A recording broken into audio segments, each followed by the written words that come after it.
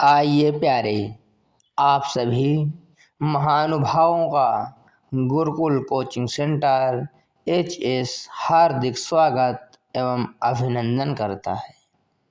आज इस वीडियो में हम विसर्ग संधि के छठे नियम के बारे में पढ़ेंगे और समझेंगे कि विसर्ग का लोप कैसे हो जाता है।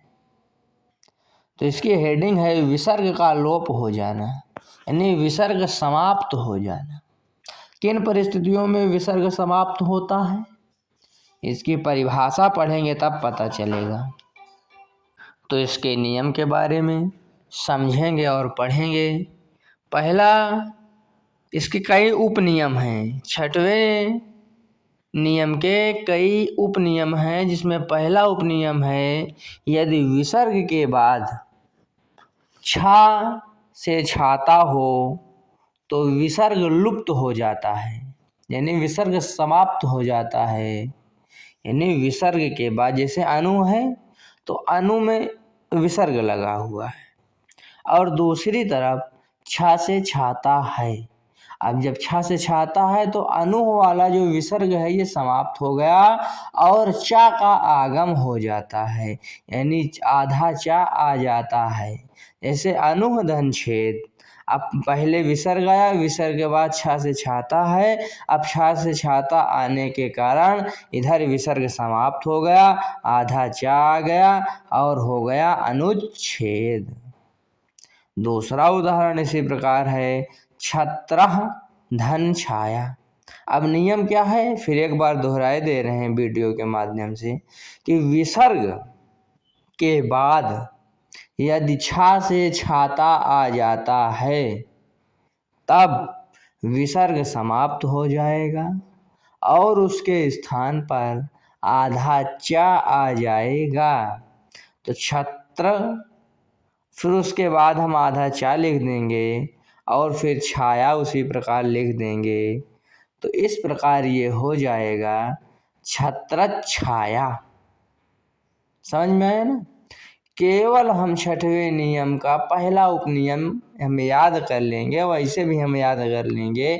यदि विसर्ग के बाद छा आ जाए तो विसर्ग समाप्त हो जाता है, लुप्त हो जाता है और चा का आगम हो जाता है।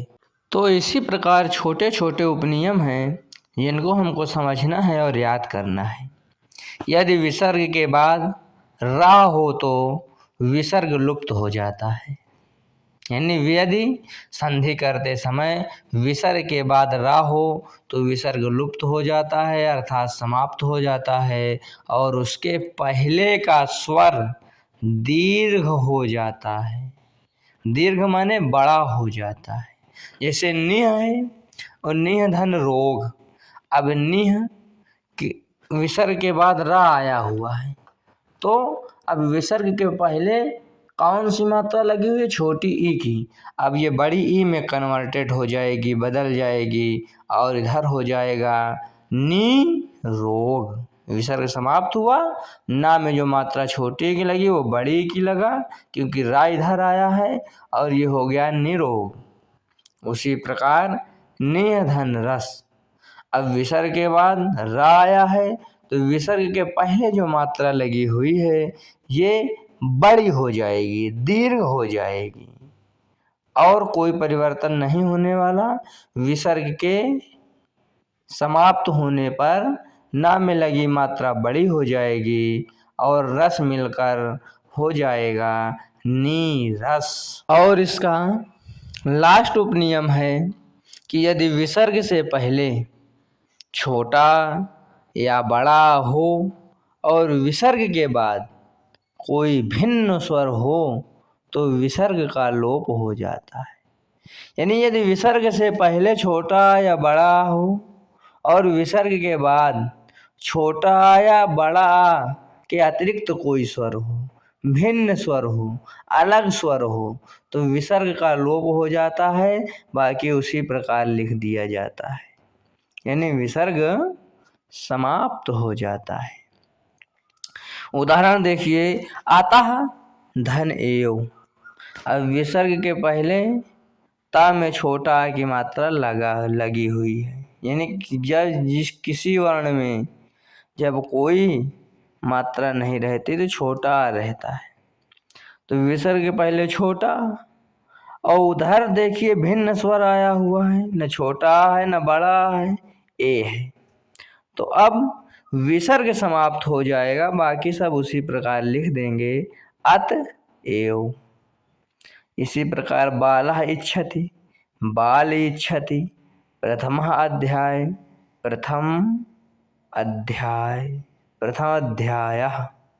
प्रथमः अध्यायः बराबर प्रथम अध्यायः। तो इस वीडियो में आप लोगों के लिए इतना ही।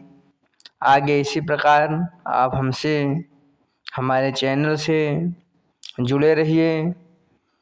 किसी भी प्रकार का प्रश्न हो तो कमेंट कीजिए, उत्तर अवश्य प्राप्त होगा। शेयर करिए, जन आधार बढ़ सके चैनल का। सब्सक्राइब कर लीजिए। धन्यवाद।